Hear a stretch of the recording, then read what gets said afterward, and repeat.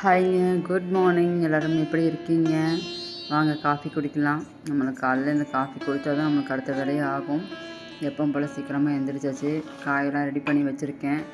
அடுப்பில் பார்த்தீங்கன்னா, இப்போ நான் சாப்பாடு வடிக்கிறது இல்லைங்க. மேக்ஸிமம் வீட்டுக்களவாக செய்யும்போது நான் வடிச்சிருவேன். இப்போ நம்ம பசங்களுக்கு செஞ்சு கொடுக்குறதுனால குக்கரில் தான் வைக்கிறேன்.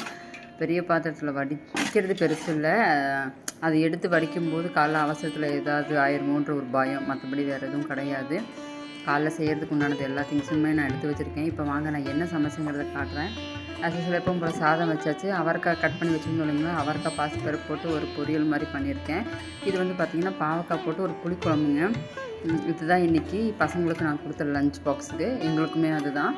இது வந்து பார்த்திங்க அப்படின்னா மார்னிங் டிஃபனுக்கு வந்து ராகி தோசை, தேங்காய் சட்னி, அது வந்து தக்காளி குருமாங்க. இதுதான் இன்றைக்கி என்னோடய பிரேக்ஃபாஸ்ட்.